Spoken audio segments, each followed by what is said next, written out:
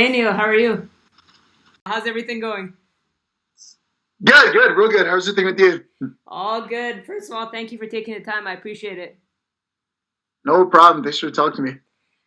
Big fight coming up for you. You're taking on Gunnar Nelson in the co-main event at UFC Liverpool. Before we talk about that fight, let's rewind back a little if it's okay with you. There were rumors of you fighting Santiago Ponzinibbio. What happened? Was the fight ever offered to you?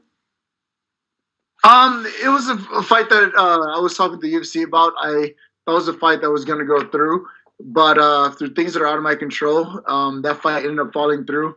Usman ended up being the one to get that fight, and I was off for Gunnar Nelson. So I said, "All right, cool, let's run with it." So that was the fight offer was for the main event for Chile, right? Yeah, initially that's what I thought it was going to be. I was talking to the UFC, and that was what it was initially offered, and what I thought I was going to get initially. But things changed, and here we are now.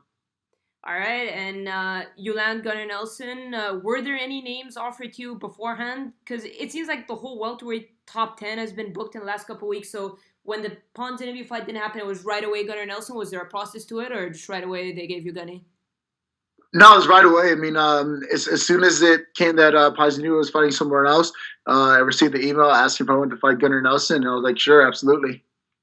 Nice. And what do you make of all the trash talk that's been going on between everybody? I know you're not that guy to get involved, but have you been seeing what's going on Twitter with everybody kind of like trash talking and everyone in the top 10? Yeah, I mean, at the end of the day, it's just everyone's getting a little bit worried because we just don't know exactly what's happening. I mean, I thought I had a fight that was going to be set for a while, so I was in the assumption that that fight was going forward. As that date was getting closer and I haven't gotten any confirmation, I myself resorted to going to Twitter and trying to see if there's any way I can get the potential opponents to at least bite on the bait and agree to fighting me verbally and see if we can get a contract sent to us from the UFC that way. So I don't necessarily fault anyone for going that route. It's just a matter of us all like being eager to get in there and fight and get our opportunity. Yeah, because it seemed like for a while nobody in the welterweight top 10 was getting booked, not even the champion, and everyone's like, "What's going on?" Like, and now we have all these fantastic fights, so it's kind of good to see it all come together. Pretty much like in the past couple of weeks. For sure. I mean, for me, I'm super excited about it. I mean, it sets the stage for me to go out there and outperform all of my peers, and that's what I'm excited about for the most. I mean, having six welterweights fighting each other within a matter of a week, for me, I think is a huge opportunity. I mean, my biggest goal at this point is to go out there and be the best one of all six of these guys. So that's exactly what I'm trying to do. Absolutely, and let's talk about your fight. You're taking on Gunnar Nelson. What were your thoughts on the matchup when it was offered to you? This is about the third or fourth time that Gunnar Nelson's been offered as a potential opponent for me. Okay. It's the first time that we can actually go forward and make this fight happen now. He's a guy that's been on my radar for the last year and a half, 2 years now. I mean, he's a very skilled grappler. He's an unorthodox striker. He has a lot of good things that he brings to the table. So the fact that he was willing and able to fight me at this point, I'm pretty excited about that matchup. And does it bother you that he's coming off a loss, whereas you're coming off a pretty big win?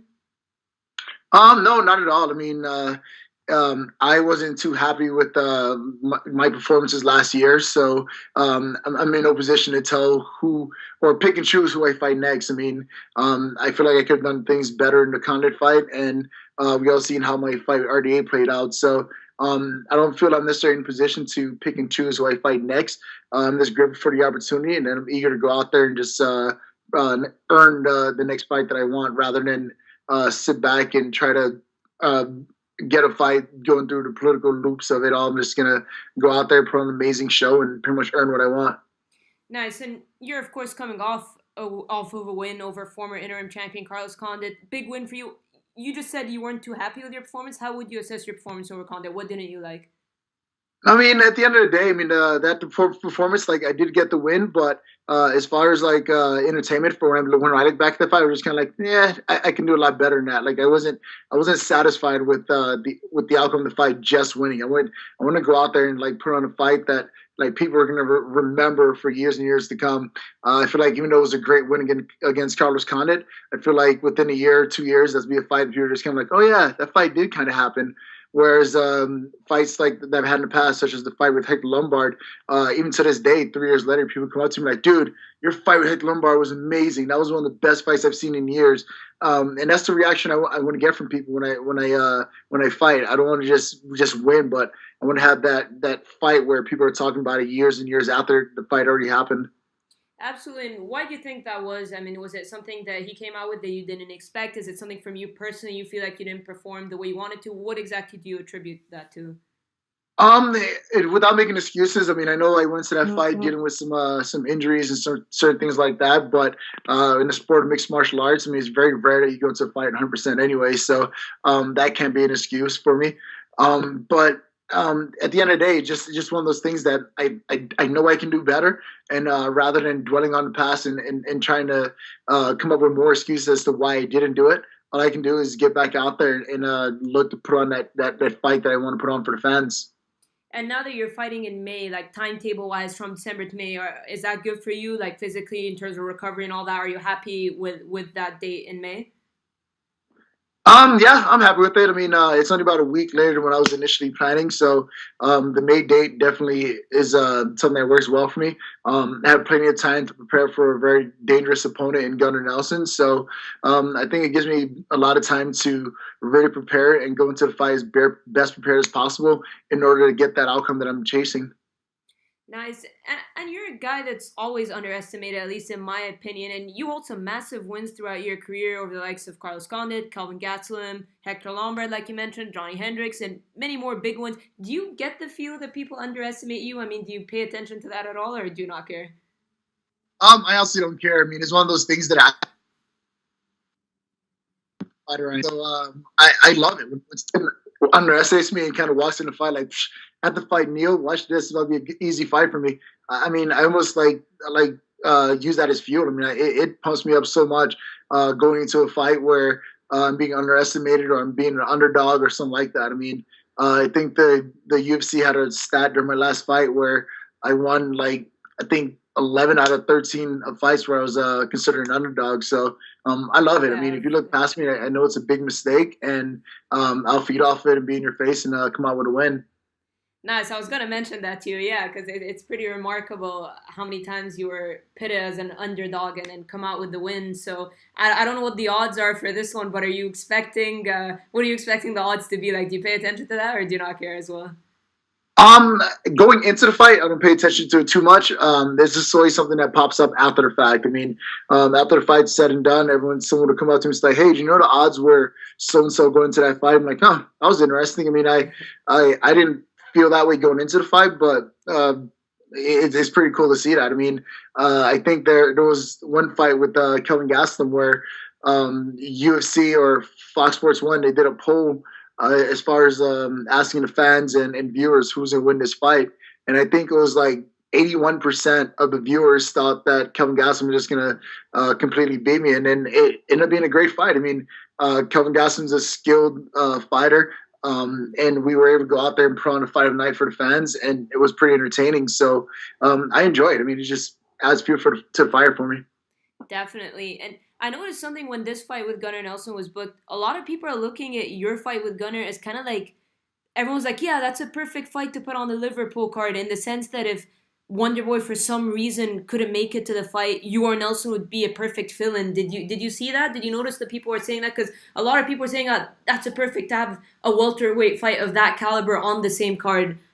Is that even a thought that crossed your mind? Yeah, I mean, it's something that definitely crossed my mind. I mean, right now I know that Gunnar Nelson is the guy that I'm contracted to fight on that day. But like I've shown in the past, I mean, if something happens to, I'm not saying I wish it on either one of those guys, but if something happens where Darren Till or Wonderboy has to pull out the fight and UFC needs me to step up and be a replacement to headline that card, I mean, I would have no hesitation whatsoever stepping out to fight either one of those guys, even if it's as little as 12 hours notice. So I'm excited about it. I mean, whether I fight Gunnar Nelson on the co-main event or something happens, I have to bump up fight either one of those guys. I'm ready for it, but at the moment, I just try to focus 100% on beating Gunnar Nelson.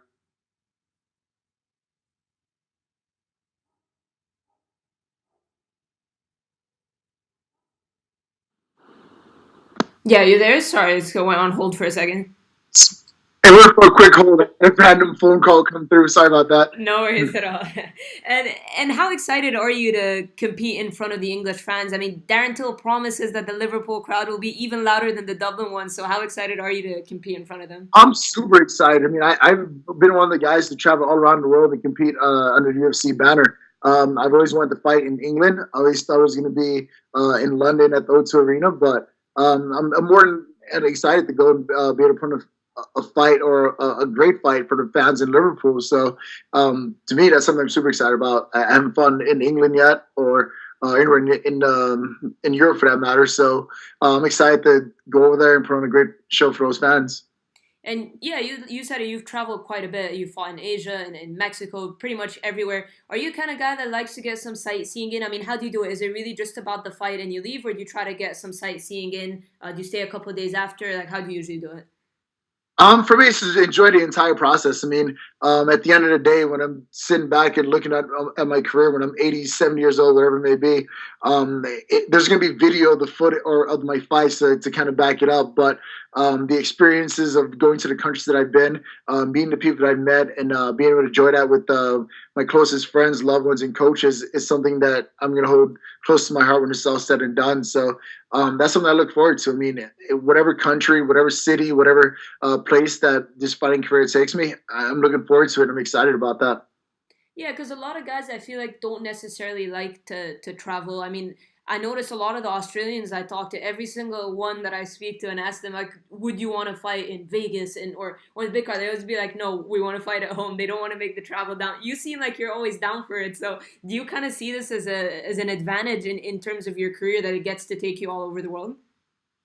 Yeah, I mean, it's definitely an advantage because there's never a day where I have a dull moment. There's never a day where I'm bored of my career. There's never a day where I feel like, oh man, do I have to do this?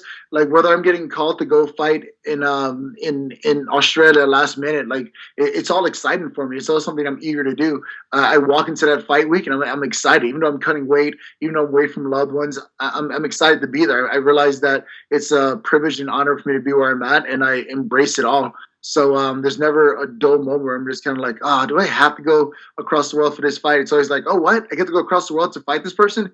Heck yeah, let's do it. I can't wait. Like it just adds that much more fuel to the fire. It makes me that much more excited to go out there and do it.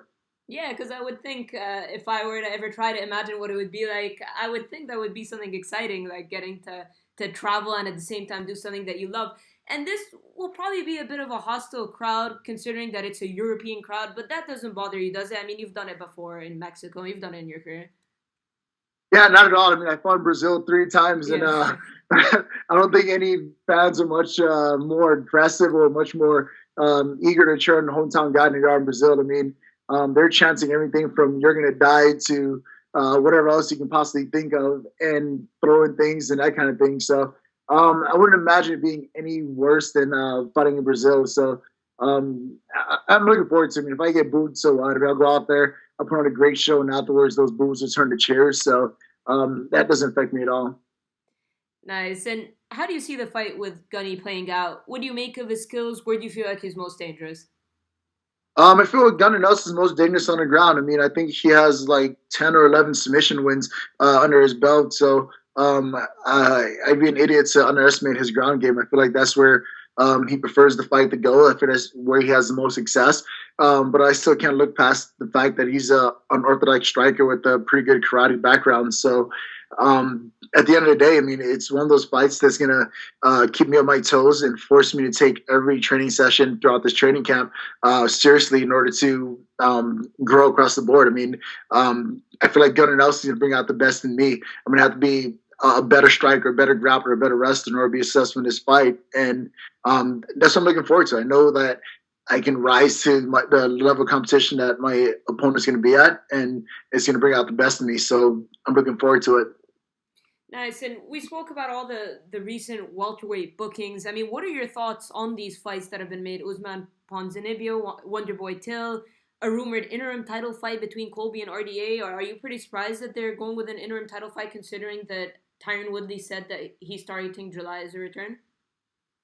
No, I mean, I like the fact they're going to interim title fight. I mean, just one of those things that it gives the guys that are active and healthy an opportunity to go out there and earn a living and provide for their families. I mean, If the champ's injured, there should be no pressure on the champ. Like, hey, Herb, come back and defend your belt. If you're injured, take your time, deal with that injury, make sure you recover 100%, then come back and fight. In the meantime, allow these other people to step it up and be able to earn a living for themselves, be able to earn a little notoriety as far as like being a interim champion or whatever comes with that territory, and just keeps the division moving. I mean, just because one man is injured, I don't feel like the rest of the division should be put on hold because of it. I feel like the interim title should be given out as often as they are because it creates more opportunities for the fighters. And that's something that most fighters are always complaining about. Like, oh, we need more opportunity. Oh, we need more of this. So I feel like the interim title shots is just another opportunity for the fighters to go out there and earn something for themselves.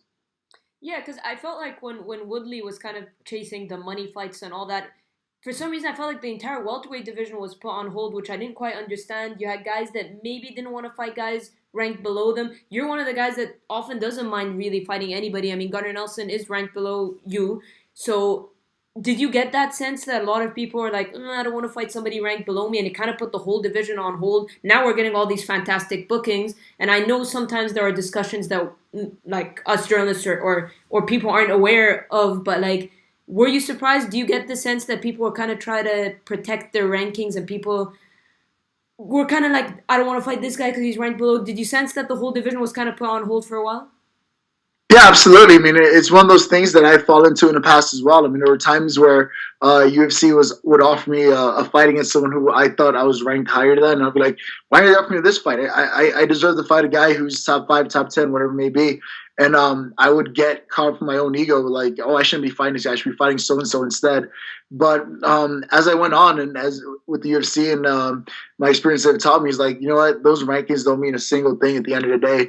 It's just a number behind your name. I mean, if I go out there and I'm the best welterweight out of all the other guys that are fighting within the next 2 months, then everything else is going to take care of itself. So rather than worrying about who I'm going to fight or when I'm going to fight, I'm just going to take the opportunity I'm given and go out there and earn what I want. I'm going to put on a show that's like, oh, wow, Neil is dangerous. I'm going to see Neil fight so-and-so. And I feel like that's how my next fight's going to be made. It's not going to be made necessarily off of, like, oh, now you're ranked so-and-so and so-and-so's ranked so-and-so. You guys fight each other now. So like, oh, you know what? That was an amazing performance. I want to see you fight the best guys in the division. And that's exactly what I want. So I'm not going to try to control the things that are outside of my control. I'm going to try to control the things that I can control. That's going out there and putting on a amazing performance against Gunnar Nelson.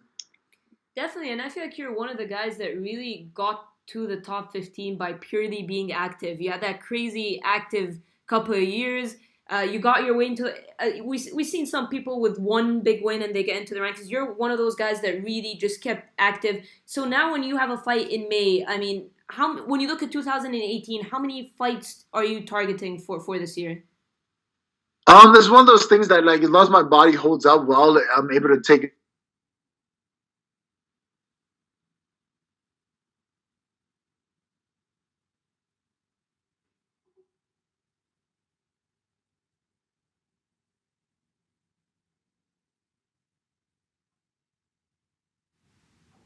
I can't even make more than that.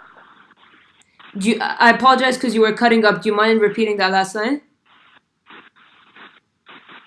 Oh, I was saying last year has been pretty unfortunate because of injuries and things like that. I had to sit out 9 months of the year Yeah. to deal with rehab and things like that because of an injury. Um, this year, luckily, if I'm healthy, the opportunity for me to fight will be endless. I mean, I'm not one of those guys who can sit around and chase the number 1, 2 guy, number 3 guy, whatever it may be. I'll be the guy who's going to scrap with everyone the UFC puts in front of me and climb my way to the top, literally. So if it's 3 times fighting this year, great. If it's 4 times, great. Whatever it may be, I'll do my best to be ready for him. Nice. And where do you feel like a win over Gunnar Nelson would put you in this welterweight division? I feel like, kind of like I was saying earlier against my Carlos Condit fight, I mean, I feel like a win over Gunnar Nelson doesn't do much for me. An impressive win over Gunnar Nelson does amazing things for me. If I go out there and I just put on a show that the fans are pleased with, the UFC's pleased with, Dana White's happy with, I feel like that's going to create more opportunity for me. Me going out there and just winning against Gunnar Nelson is not enough. Me going out there and completely outclass Gunnar Nelson is going to be what takes me to the next level and gets me the fights that I want. Absolutely. And tell me a little bit about your training camp. I mean, who are some of the guys that you'll be training with in preparation for Nelson? Anybody that you want to get in specifically to match his style? I mean, how do you go about training camps usually? So for the last couple of camps, I've been taking advantage of a lot of the resources that I have around me. I mean, I have great jiu-jitsu partners here in Colorado for me to train with.